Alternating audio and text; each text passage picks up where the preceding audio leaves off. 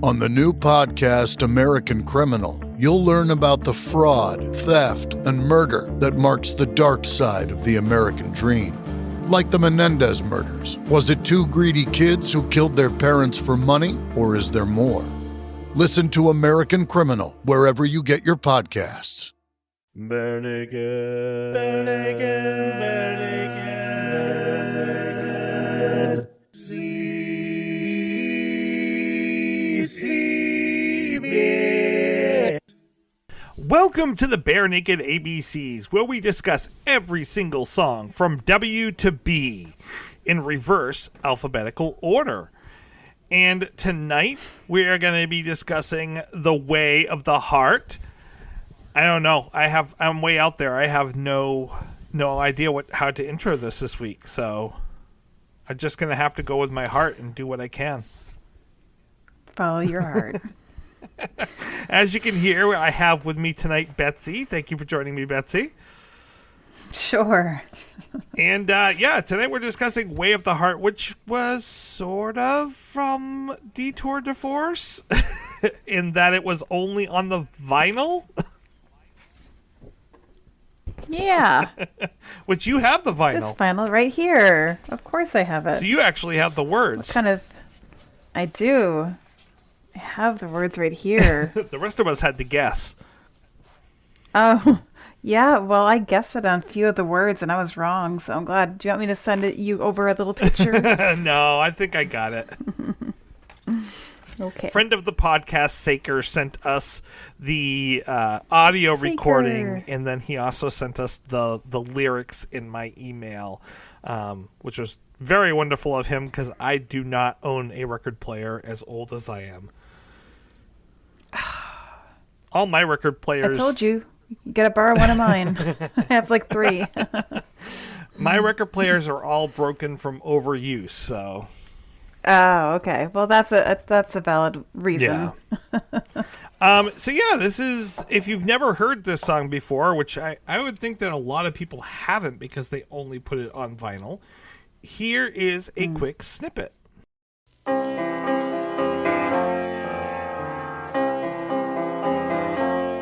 If the way of the heart is a better way, let the way of the heart show us the way. All right, we don't have an Aaron or a Michelle. We don't have an Aaron or a Heidi. We haven't had Michelle for a while. I know. Well, Not during my tenure. we just had her a couple of episodes ago, but we had a throwback episode a couple weeks ago, and so we had Michelle, but for some reason I keep saying Michelle instead of Heidi. We don't have a Heidi or an Aaron today, so I'm not going to be able to give a breakdown of this song, which is unfortunate because I know that it's going to be hard to find that out there on the internet. Take heart, Tracy. Take heart. It'll be okay. You're just going to have to listen to the music and go with the way your heart tells you to go when you're listening to it. The old-fashioned way. Now, when you were listening to this, Betsy, did you... Betsy... Hello, that's me. my brain... I'm not a cow named Bessie. Betsy. My brain is dead tonight. Oh, my God. That's okay. So is mine. And my heart. When you were listening to this week, the noises in the background, do you think that was an Arco bass, or do you think that was just people doing ooze, or was that a synth? There was definitely ooze. I didn't really pick up on I'd have to re-listen for an Arco bass line, but I don't think so. Yeah, I couldn't discern between whether it was just a bass that was being played very quietly or if it was the ooze. I think so. I think it's bass being played pretty quietly, and there's definitely ooze in there. Okay. It's oozy. It's oozy. In a good way. Well, I had some problems with this song, but what did you think of the music? What? He did? I think it's Kevin being nice, man. What's your problem? Okay, so I guess if I had to fault it for anything, it could be a touch Pollyanna, but but this guy's like survived cancer twice. He's got, he's got stuff he could complain about, and he could have turned to the dark side for lack of a better analogy. But I think this song's really like kind of a best case scenario ideology of, you should try or endeavor to think this way. Life doesn't always make it easy to think with your heart instead of your head. But it's a kind of nice thought to kind of center yourself on. Because, I think it kind of makes you take a step back and take a breath when you're trying to use your heart instead of your head. And I think it's, I think if more people did that, there'd be fewer dicks out in the world. I think it's interesting that, I think it tells us a lot about who Kevin is. Oh, definitely. Because if this were from Steven, it would not work. Matter of fact, if he were giving advice to Steven, this would not work at all. Yeah. So to me, it seems like Kevin, if Kevin has a problem, which I can't imagine Kevin having a problem because he's just Mr. Nice Guy all the time. But if he had a problem, I would think that it comes from anxiety. And that is the way of the head. Like, that is the head getting in the way of life and overthinking things and familiar. I'm familiar with that. Thinking of the past, thinking of the future, not thinking of the here and now. And so Kevin's way of dealing with that totally makes sense, given that, being in contact with your heart and your emotions in those moments and letting go of the headiness and the thoughts. On the other end, you have someone like Steven, who I would say is a little too in tune with his heart, and needs to be a little more in tune with his head. He is so emotional, and he feels huge emotions, and in doing so, I think if you told him, well, go with your heart, he would be like, that is the wrong thing for me to do. Well, and maybe he kind of touched on that with stomach versus heart. Yes. Maybe that was past Steven exploring being a creature of the heart, but maybe I should go with my stomach. But he's like, no, it's not for me. Yeah. Yep. The problem I have with the song is I really like the intro and the choruses. It starts off on these really pretty notes. Mm-hmm. But then there's this change just as they go into the verse that it's almost like this dour note change that happens.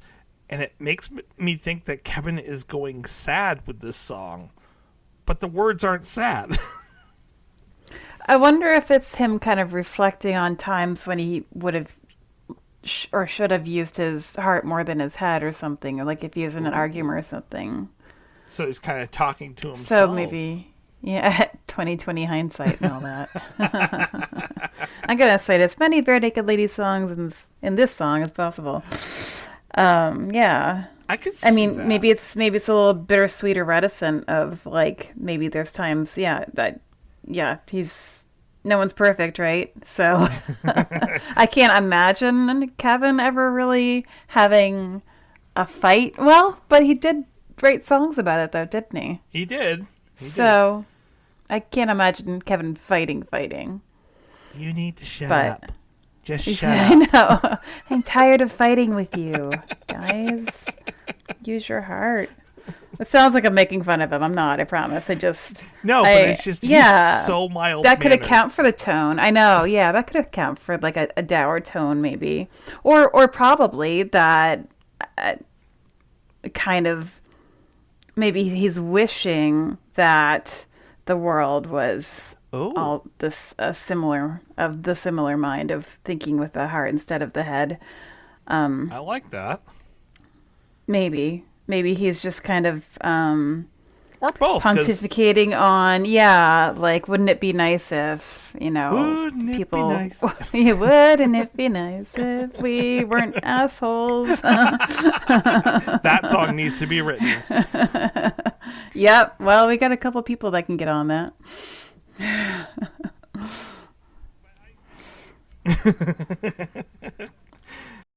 Hey, Pantheon listeners, Christian Swain here. You caught me just finishing up some editing on Getting Real with John and Beth. I want to share my first experience with Factor Meals for you. I think you'll find this interesting because I bet the same thing happens to you. I had just received my first shipment from Factor Meals the other day, and I was excited to try one of the prepared restaurant quality meals for myself. Anyway, I was working away and noticed it was very late, and it was my night to make dinner. I jumped up and headed to the kitchen, went to grab the ingredients for the dish I was going to make, and realized I was missing a prime ingredient. Well, I could make a run to the store, or I could make one of my new Factor meals. Actually, the choice was easy. I grabbed a cavatappi, an Italian-style pork ragu with garlic broccoli, heated the oven per instructions, and minutes later was enjoying a very delicious, nutritious, and dietitian-approved meal. It really was everything Factor Meals said it would be. No prep, no mess meals. Factor Meals are 100% ready to heat and eat. Take it from me and head to factormeals.com/Pantheon50 and use the code Pantheon50 to get 50% off. That's factormeals.com/Pantheon50 and use the code Pantheon50 to get 50% off.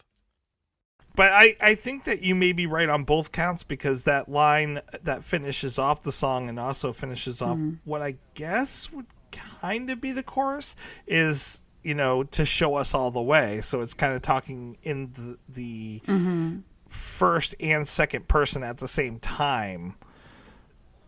So he's including himself into that when he says, let the way of the heart show us the way. Yeah. Like, try to make that your new kind of mantra, by kind of repeating it like that, Yeah, that makes sense. And I like that. I like the message of this song. Me too. It is very relaxing. Mm-hmm. Again, Kevin likes to write these songs that you're not really meant to pontificate about. You used my word. I did. Oh, nice.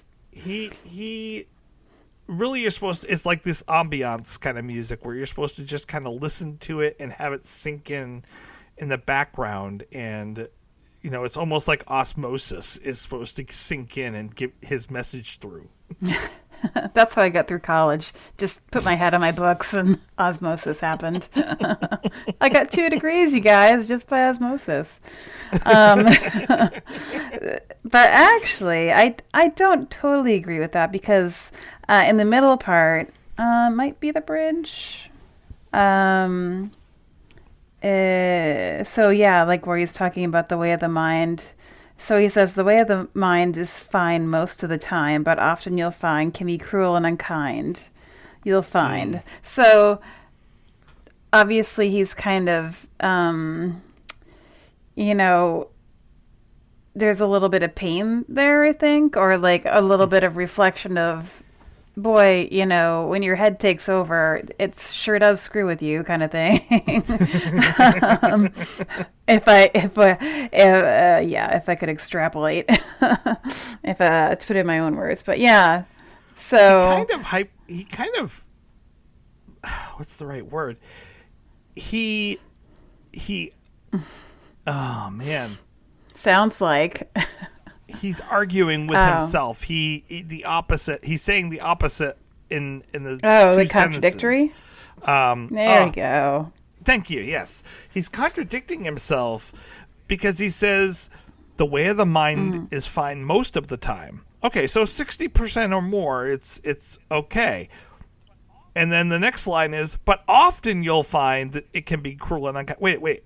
Can it be fine most of the time, or is it often unkind? Which is the majority here?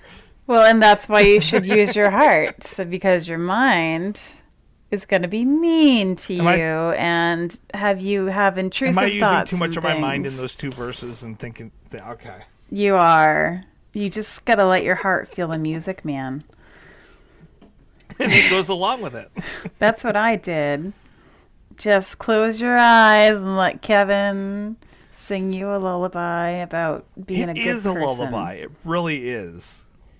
A bit. Well, but when you think about it, that's, at least for me, if someone's trying to tell me something, I'm going to listen to them if they're calm, but I'm not going to necessarily listen to them if they're all hyped up, unless it's Stephen Page, because I love him so much. Stephen, come on the show. Oh, we know you listen. Actually, I have an example from, was it yesterday? I got in a bit of a car accident. Yes. But it was like, it was just my passenger window or mirror. But it was like the nicest car accident because everybody was being nice. And I joked with Aaron because I was telling about it. I'm like, it was a Canadian car accident. So, so anyway, I this lady kind of bumped into me as I was turning left, and she somehow was going straight. Anyway, I don't know how the physics worked into that one, but she pretty much took off my mirror. But she was pleasant about it, and I was pleasant, and we were kind of joking, and she said she liked my earrings, and then the officer came by in a very timely manner, and he was very pleasant, and we're like, oh, aren't your hands cold? And he's like, nah, I'm good. It was just really nice, and I gave her a little hug at the end because she seemed very cold, and she was like 4 feet tall and probably like 83 years old. So I think, using your heart, you should try if you can. Not everybody has that mental reserve all the time. And, sometimes you're in a bad mood and you're like, F this, F that. Hearts are stupid. Yeah. Boo. But, I don't know. I think that might be an example of what he might be trying to get across. Like you can kind of draw more flies with honey than vinegar or whatever the saying goes. So that's kind of how I was raised too. So I definitely really like the message I do here. as well. I'm trying to figure out what that third verse means though. Which one? I don't really. It's all one paragraph, so I'm not sure. It is. You might have verses. I have a cluster of words. That's kind of what mine looks like as well. So, it's right after. I do have some slashes. After the bridge. There are names in the bark from so long ago. Yeah, isn't that nice? I'm just like, I get the scene he's painting. I'm not quite sure what he's saying. So, when they're inside of a heart just to let us know that love will live on in memory, though we are gone. Okay, so basically the names like past romances and things like that. He sings this verse so slow that it's hard to put it together into a sentence that makes sense until after when you read it. You're like, oh, okay, that makes much more sense now. Well, and that's so true to Kevin, though. You have to kind of like ruminate on his stuff, and it kind of not in the sense that it's like dual meetings or anything like with Stephen Page or anything. Not that there's like hidden Easter eggs or anything in there, but yeah, it's something that's you're supposed to kind of think about, I think. So that it just reminded me of a painting my parents used to have. I think they still have it in their kitchen of like, it's like one of those like precious moments, but it was older than that. And so it's this couple sitting on a bench and they're looking at a tree and there's like a heart with their initials in it. So it's kind of like, this whole heart in the bark kind of thing has been going on for probably the better part of a century. And trees live to, on much to the trees' demise. Yeah, well, and the trees live on much longer than we do, but that memory true. of love is still there even after we're gone Right. because of that. Right. I think that's a cool message. I think Yeah. there is a secondary message to this song, though. Oh. I think this is a song to his daughter. Aw, that's sweet. Because he speaks to her through music. Like, that's their kind of language. And, there's the second verse that says, "The house where we meet is no faraway land. We speak in a language we all understand in melodies." Oh, yeah. Oh, that's so nice. Of course, that makes sense. So I think that this might be kind of this might be like something that he was singing to his daughter just to kind of connect with her, and then he added it into the album, or wanted to, and they didn't allow it. It's such a good song. I wish it got a little more play and recognition. Well, that's one of the things that I wrote down is this album is it's 14 songs long, but the length of the album only Typical, comes to yeah. 55 minutes. Yeah. Why couldn't they put this 3-minute song on? I don't know. It's not like there's a theme to this album, because there isn't. So Other than we're getting older and more ruminating on things, Right.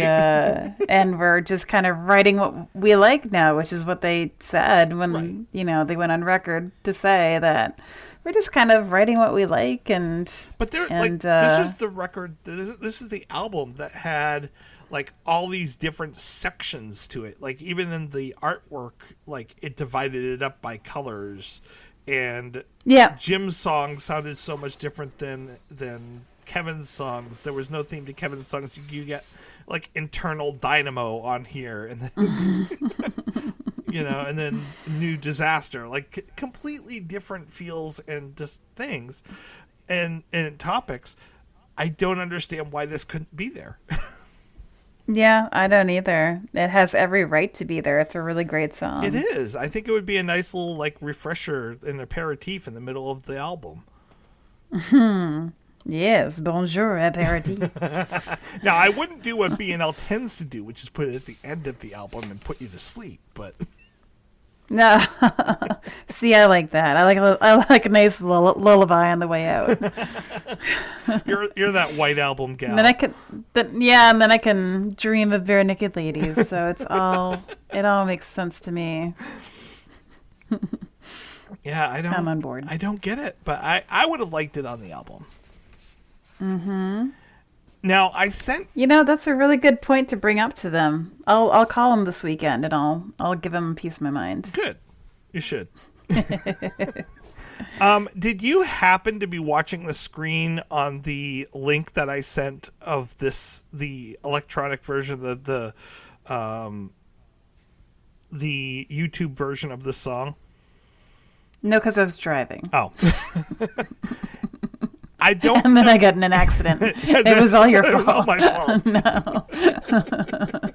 Wow, that went from nice real quick. I'll send it to your insurance.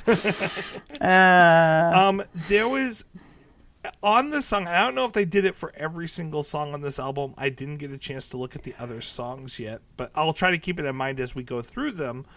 On the screen, it has the picture that's on the front of the album.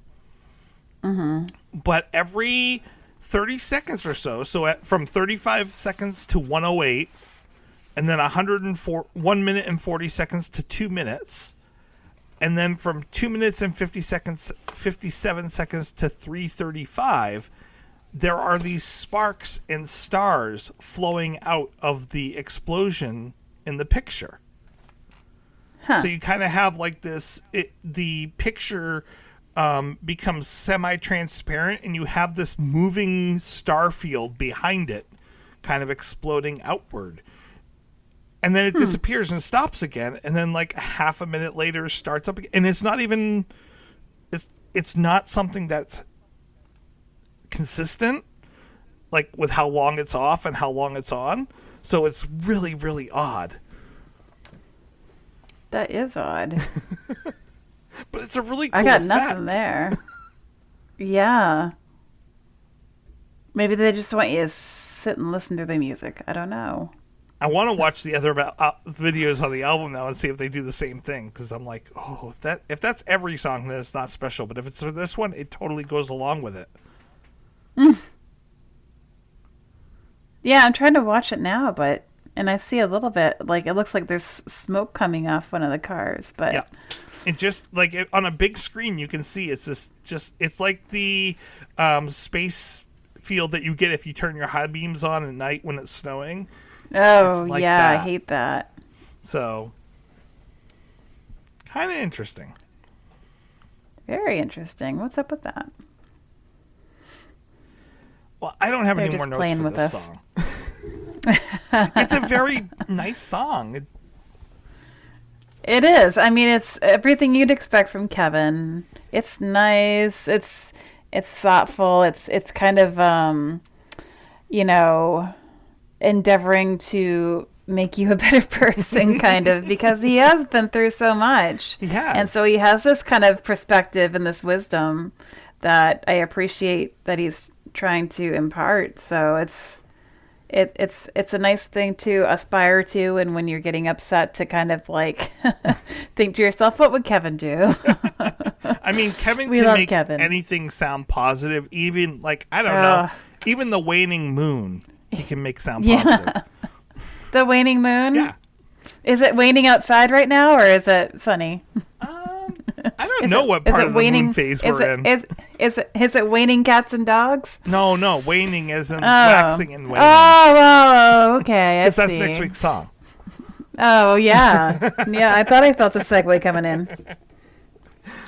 So, Well, very good then. but before we get to that, we should discuss the ratings, unless you have more to add about this song. No, I don't think so. Well, let's see. What should we give I think we hit all the high points. a rating? I mean, there's the obvious low-hanging fruit of hearts, but let's find something better. How many Starfields now? How many hearts in the bark? Bark hearts. Okay, bark hearts. I know, like bark hearts. How many? I think I went there. Is that a clothing chain or something? Bark hearts. bark hearts. It's for dogs. Dog clothing. I like that. There needs to be that new chain now. I'll make it happen. Well, Heidi, Betsy, how many? Hi. Yeah. How many bark hearts do you give this song? Let's see. It's a beautiful song. I don't have it on my playlist necessarily, but that's not to say that I shouldn't. I might bump it up there to my playlist because it's a very beautiful song. So I think I'll give it just an even 4 bark hearts. 4 bark hearts. Okay. And I like it. I mean, it's not one that I'm going to search out. It's not one that I'm like, oh, I have to listen to this. It's also not one that I'm going to skip. If I'm driving, it's on. I'm going to listen to it. Unless I'm like in a mood where I'm like, I have to sing along with the music, because I'm not going to know this, and it's not going to make me want to go, I have to sing with this song. But it is a beautiful song. So I'm going to give it 3. Okay. That's what my heart tells me to do. Do what your heart tells you to do. And next week we're going to be discussing the song Waning Moon, which is off the new album. It's waning men. Hallelujah, it's waning men. Hey, hey. Waning moon. Well, thank you for joining me tonight, Betsy. You're welcome. At least someone wanted to. Anything for my bare naked ladies. Well, and thank you guys for joining us this week, and that was fun. Let the way of the heart Show us all the way. Show us all the way. Show us all the way. Show us all the way.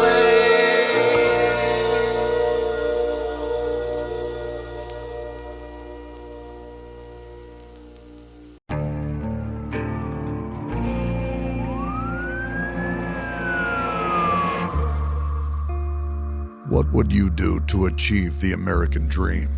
The big house, the happy family, the money. 911, what's your emergency? Would you put in the hours?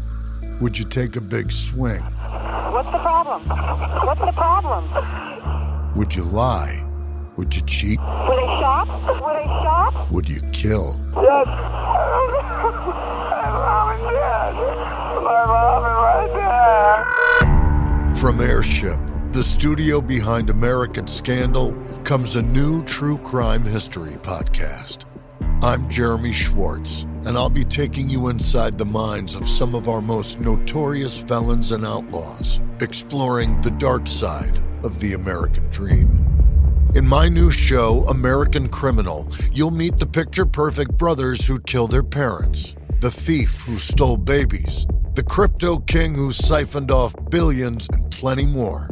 From assassins and gangsters to killers and con artists. Whatever the case, whoever the criminal, you don't know the full story. Until now. Don't miss the debut season of American Criminal, The Menendez Brothers, beginning February 29th. Listen wherever you get your podcasts, or to get early ad-free access to the entire season first, plus hundreds of other ad-free history podcast episodes, subscribe at intohistory.com.